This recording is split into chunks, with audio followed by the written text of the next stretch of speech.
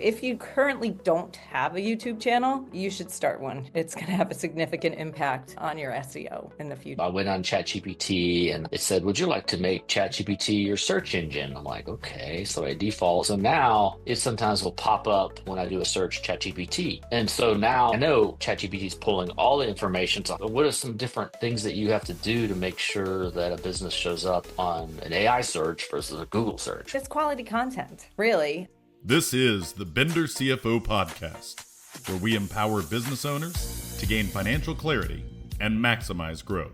Hello, everyone. Hope you enjoy my interview with Christine Mullen of Aspire Digital Solutions. I've been working with her firm for quite a while, and as a fractional CFO, I have a niche working with marketing agencies, so I decided to have her come on this podcast and just tell you a little bit more about how she helps clients from a marketing perspective, what her goals are, what she finds success in, why she's doing what she does. And I found it to be an enjoyable interview, and hope you enjoy it. Thank you. All right. Hello, everyone. I am thrilled here to introduce today's guest, Christine Mullen, president of Aspire Digital Solutions. Christine is not only a creative powerhouse, but also a leader who truly understands the art and science of helping businesses thrive in the digital space. With over 20 years of experience as a marketing director, Christine has been at the forefront of crafting innovative online strategies, bringing unique products to market, and elevating brands through effective digital storytelling. Her passion for creativity and problem solving led her to co-found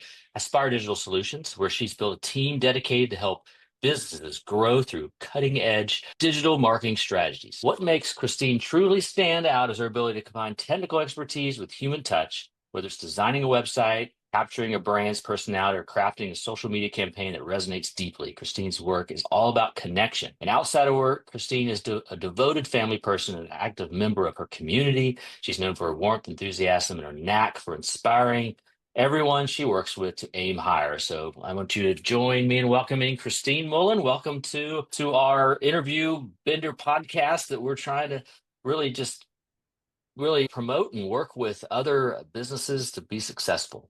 Thanks, Shane. That was an amazing introduction. Can you just follow me around every day and introduce me that way? Yeah, and I've got opportunity to get to know you over the last a year and a half. Try to do the count, but maybe it's pushing 2 years, at least a year and a half. And we've worked with each other and got an opportunity to work with you as a fractional CFO. And then you also, my area of expertise is really helping working with marketing agencies from the finance side. And then, of course, just seeing the things that you do to help your clients from a marketing standpoint. So I thought it'd be great to just get to know you a little bit better and introduce you and just understand a little bit more about how you provide a really strong impact to businesses you work with. I just want to start off by just asking you, like, what kind of inspired you to launch and start Aspire Digital Solutions and help clients? So I have to give credit to my dad first and foremost, because he was an entrepreneur and he owned his own business, and he taught me that from a young child, that entrepreneurial instinct. So I had always worked for companies, and when I was working for other businesses, I always wanted to create something new, and I always started new divisions, or I always thought of a new product that we can bring to market. I always had that passion for growth. And so that being said, going into marketing, I've always loved marketing, and starting this business gave me an opportunity to do what I love best and do what I do best. So using that strategic mindset to not just help my own business, but really apply those to other clients and achieving success for them as well. So Yeah, that's great. So tell me, when you work with a client, you get a new business out there that comes to you wants to really grow their marketing strategy, website, or whatever it is, social media, all the different things. What's some of the first things you do to get started with to really add value to them? the way that we work with our clients may be different from other agencies. We're not a one size fits all shop. We are very customized in our solutions. We're very personal. Every business is different. Every business's goals are different. Every business has a different message, and everything makes them unique. So we really try to customize all our solutions and our marketing strategies directly to that client. And not just personalized approach, but it's really data driven too. Like we're very big into understanding their audience, and we can't really create a strategy unless it's based on data and facts. And whether it be through website design or Google Ads or SEO, it's just really looking at all those areas and implementing creativity, strategy, and then really using data to make informed decisions to help them grow and Yeah. scale. It's so much data inside of marketing, so much that, especially digital marketing, that you can really understand how much impact, what kind of ROI you're getting. So I definitely see the value in using data to Yeah. grow your customers. And speaking of, it used to be, now I've worked with marketing agencies either as a fractional CFO or as within the finance team for now 20 years. So back in 2005, when I first started, it was like search marketing, nobody knew what it was. And it was like, oh, you can actually measure things and get ROI. And that was a big deal. And big data became a big deal, and how to go through this information and use it. But now it's all about AI, and those are the new trends. But what are you seeing within marketing and working with businesses, really key trends that businesses should be paying attention to? In digital marketing, things change rapidly. Every time I turn around, there's something new. Instagram just changed the size of their post specs. So it's like, why? Just why? It keeps us on our toes for sure. But I couldn't talk about trends without obviously talking about AI. I think Mm, every business today is changing because of it. And we're leveraging it for our ad management, our creative content, data analysis, pretty much all our areas of our business. Our SEO strategies are shifting because of it, because of AI generated search results. It's more important than ever now to focus on quality content to help fish through all the content that's being produced through AI as well. And I have to speak about video content as well. Now more than mm, ever, it's so important to have video content to gain brand awareness for lead generation. So if you currently don't have a YouTube channel, you should start one. It's going to have a significant impact on your SEO in the future. mm. Mhm. So how does this is a question I have, because now I went on ChatGPT and it said, would you like to make ChatGPT your search engine? And I'm like, okay. So I default. And so now it sometimes will pop up when I do a search ChatGPT.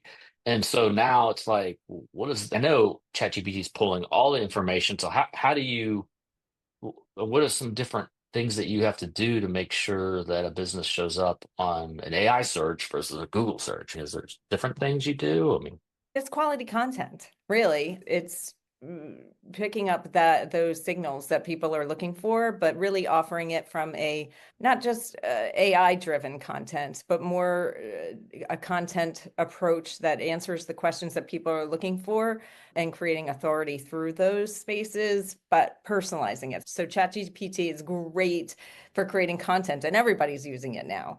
But it's really that content that has more of a personalized touch to it. So like we use ChatGPT for almost everything that we do, but nothing mhm. really goes through without being proofread and changed and edited.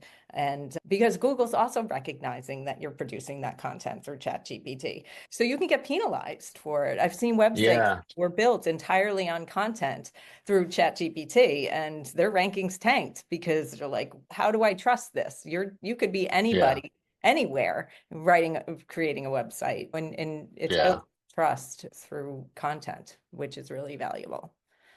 yeah. Mhm. Yeah, I was actually writing a article for my website, and I'm like, okay, and I'm using ChatGPT a little bit, but then I'm like, okay, I got to put a personal story in here or some example, something from my life. There's no way it's gonna pull that up Yeah. just to make it I look think I like, think the AI and ChatGPT, it helps us to be more strategic and spend our time coming up with solutions, and it makes our life a lot easier. But I love it because I can use the creative part of my brain more so now than I would have before, yeah, because ChatGPT is doing that other stuff that I just don't like to do. Yeah, yeah. No, I think it's been reading this book, The AI Driven Leader, but there's all these new things that start. There was the internet really 30 years ago. People thought, oh, all these jobs would go away, and some jobs did go away, but the economy got tremendously larger. And I think it's the same thing going to happen with AI. It's going to make the economy get bigger. There's going to be more opportunities. But yeah, if you're not embracing the technology and you're like, I'm not going to embrace it, you could get left behind for Yeah, you're sure. going to fall behind for sure. You have to leverage the AI and take advantage of the tools that it's giving you to get ahead in this Yeah, digital. Yeah, yeah. great. So as you're working with businesses, and I'm sure there's businesses of all sorts. Oh, I don't need marketing or whatever. I'm just curious, what are some common mistakes that growing businesses make? What can they do to avoid those? I think not recognizing that marketing is an investment. And marketing is not magic. It doesn't happen overnight. You can't turn on Google Ads and not get an ROI within the first 30 days and be like, oh, they don't work for us. It doesn't work that way. It's really spending the time and investing in your marketing to create a brand, create a long-term strategy.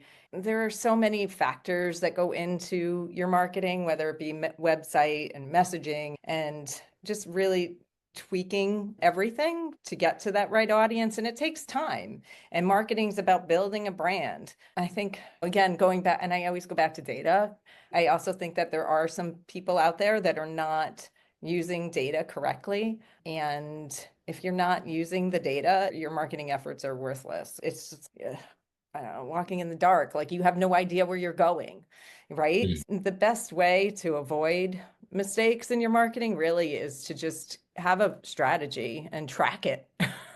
So you can stay yeah, adaptable and change and pivot and really get to that point where, and your business changes all the time and your customers change all the time and your messaging and your marketing has to change all the time too. Just staying stale and stagnant, that's going to severely affect a business growth. yeah. Yeah, I can't say enough of how important marketing has been. And I was talking with somebody at lunch about it, just trying to figure out, well, they're going to invest in SEO or invest in some kind of digital marketing for themselves. And I certainly have found it valuable to invest in it. And obviously working in the industry can see a lot of value in it. And you just you can't just stop. You can't be like, okay, I'm going to do this for 6 months. I remember the first time I started doing it, it did take over 6 months before I started seeing real revenue from it. And there's a lot of time. Everything takes time and you have to Investing, be yeah, willing and it to, takes time.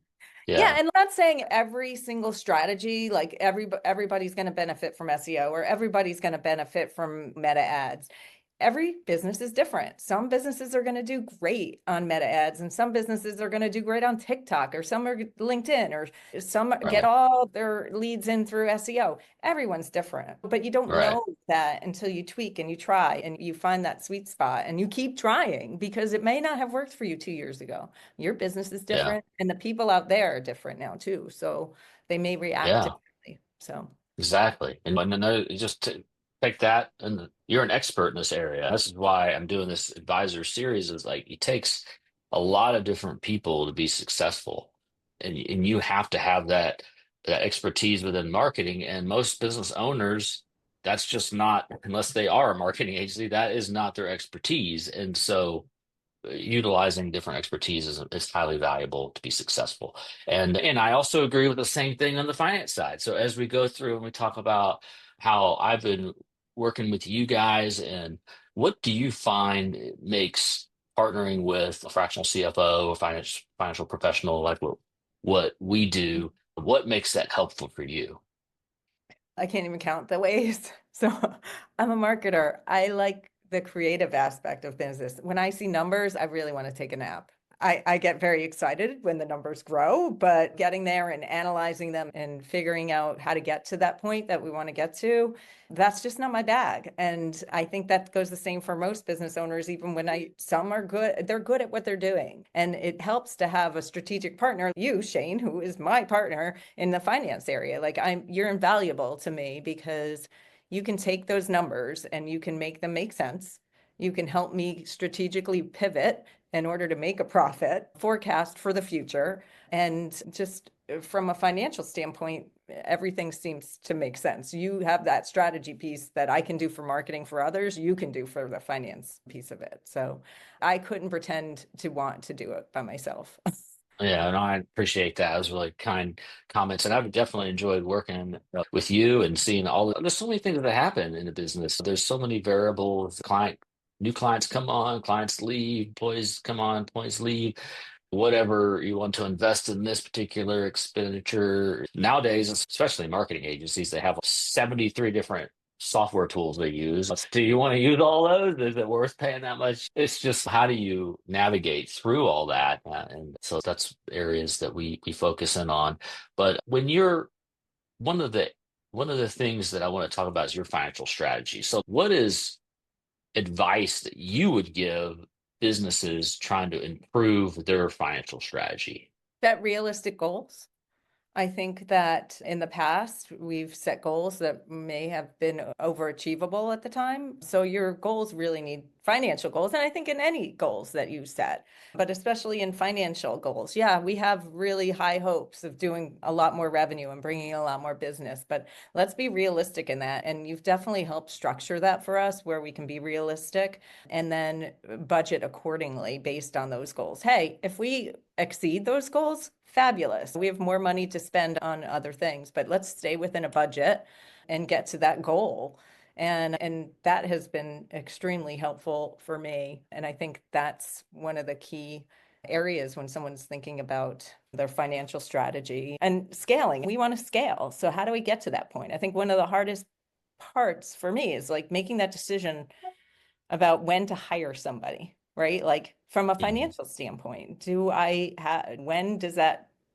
when does that jumping off period come when we can hire another person in the role and take on that financial strain? And you've been very instrumental in helping us get to that point where we know, okay, you need to do this amount of revenue and that can justify your expenses and associated with that person. And this person is worth this much. In a service-based business too, it's like the people you hire, that's your product. That's what we're selling. So, it's been very helpful for me to see the value in the people that we're providing and the service that we're providing as well, and making sure that we're meeting our goals and meeting our margins. We're a business too.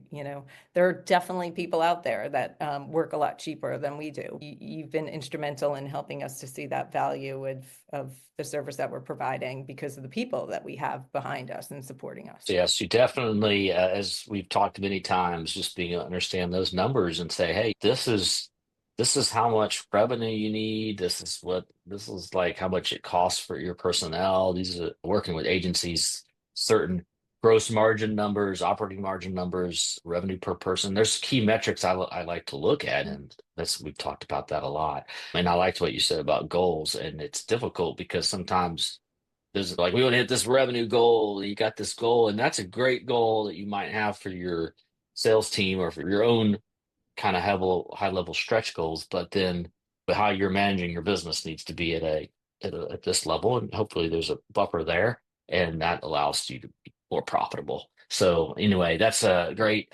I just want to know, as we talk a little bit more personally, I want to know what daily motivates you in your work, what excites you. Success. And when I mean success, yes, I want to achieve the goals for our clients, the key KPIs that we've set for them, and getting them a good return on their investment. But I think it's also measured by the relationships that we build with our clients too.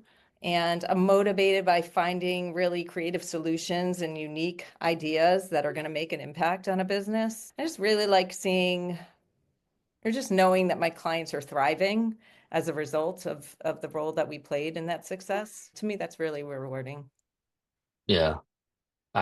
It's always great when you see the clients hit a certain goal or be able to hit something. So that's great. And I have to ask, because I can't not see the poster behind you. Ideas mean nothing without execution, which is, what does that mean for you? Obviously, that makes sense. You got to execute. Why is that a big part of what I see in the background there for you? I love it. I love it. The story behind this was my husband. He goes to Home Goods all the time, and he always comes home with stuff. And I'm like, so he comes up to me in the story. He goes, "I have an idea."